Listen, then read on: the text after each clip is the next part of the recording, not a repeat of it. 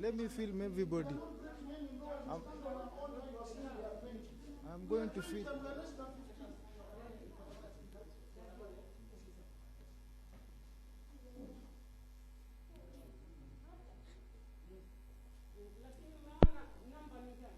I want us to count to see how many people are here. You can't talk about 20. She just lied.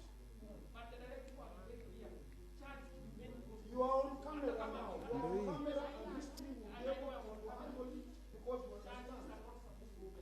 You are not supposed to open your recording. We are doing live recording as well.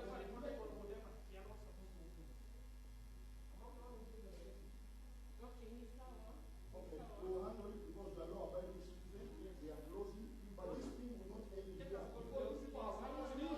You have harassed us and you harassed the churches and you have always been doing things for the states. I don't know who sent you. I'm saying I don't know that guy. I'm Mr. Mponango, He did it. Iko hapa tu. I have it. Naona ba-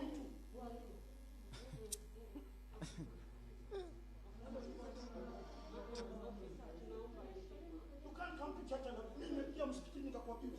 Nimeingia msikitini nikakutukana. Wewe umeingia hapa kanisani, yeye ni Muislamu, anaingia kanisani. Anafanya ni mwanadamu. I'm the senior pastor here and I will not allow you to come to church. Get out.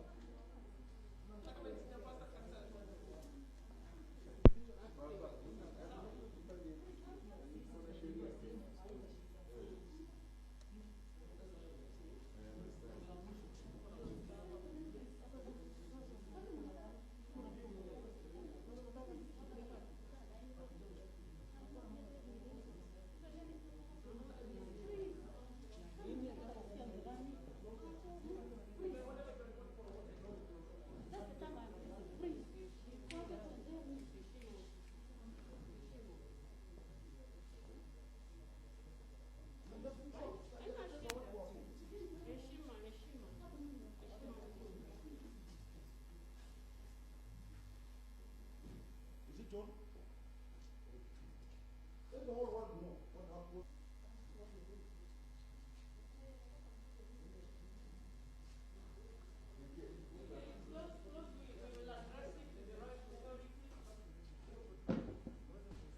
Yeah?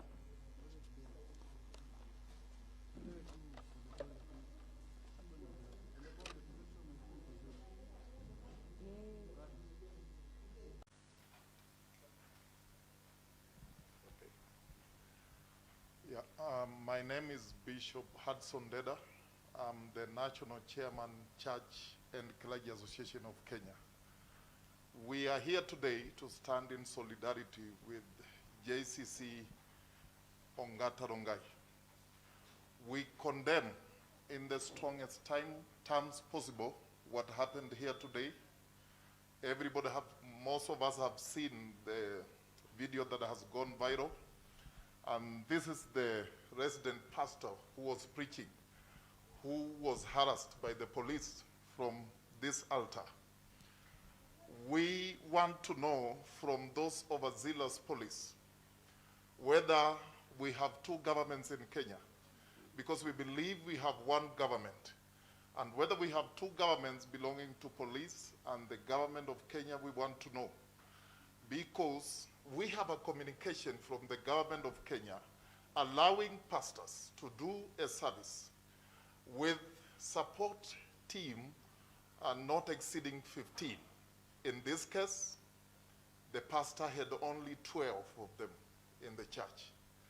We want to know, what did the pastor do wrong? We appeal to the CS Matiangi, a man we love so much. We love your work. We love your zeal. We are proud of you to take action against those police officers, because the circular of the Interfaith Council has gone round and everybody has it. It has been communicated to every police station. It has been communicated to all OCPDs. We are so surprised why they have to come here and harass a pastor, and more so, the police sending away a pastor from the altar and they take charge of the altar. What were they doing on the altar with guns? That is wrong. The altar is not for guns. It is for Bible. We want them to know that pastors are not criminals. A pastor is not a criminal. He's not armed. Why do you send 4 police officers armed to come and arrest a peaceful pastor who is not armed?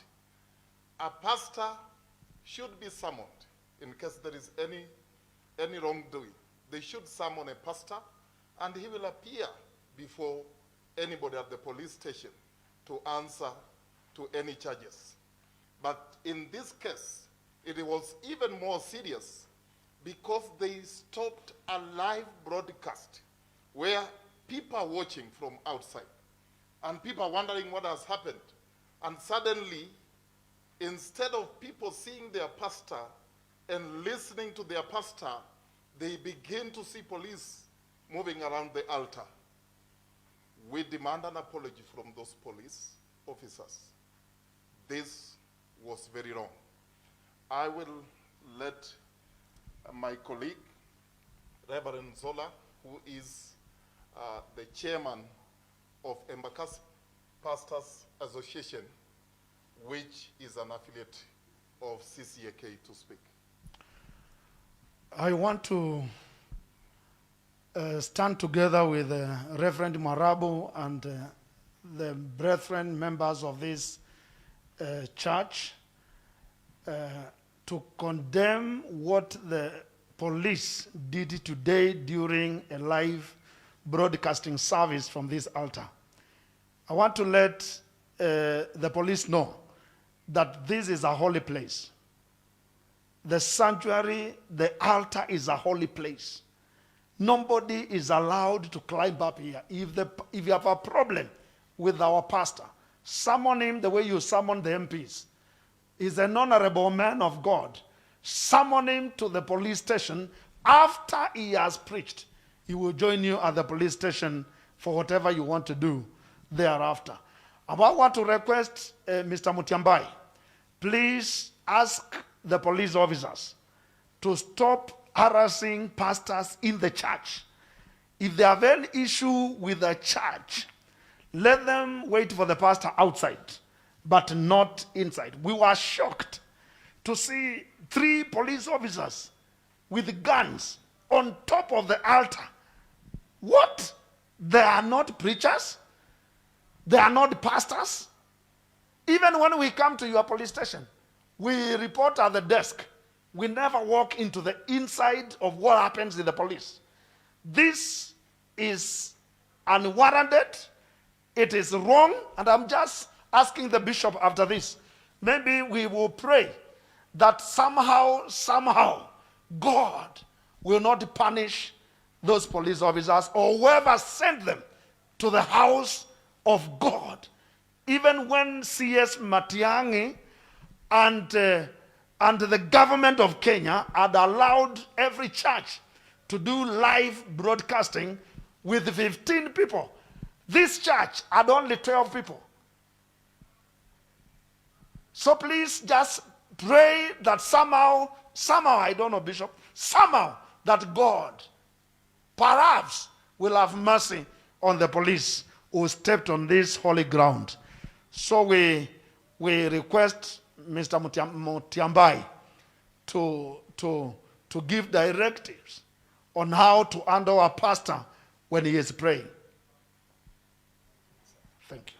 I want to sample a few cases. This is not the only church and pastor that has been harassed. We are still receiving some more information of pastors who have been harassed. Like last Sunday, the police harassed a pastor in Mlolongo. They picked him kneeling from the altar, praying. That is very wrong. We condemn it, and we went to serve the police, and we had to pay a cash bill of 10,000 shillings for a man of God who has not committed any sin. We also God to rescue two pastors who were arrested in Soweto, in Kayole, and many more cases. We are tired of this. Let the house of God be respected. Let servants of God be respected. We are not criminals. In fact, the people that are servant of God changes. The lives that are servant of God changes. The criminals that we change without guns, without prison, without a police cell, are more than what a policeman can do. So let them respect the church. Thank you.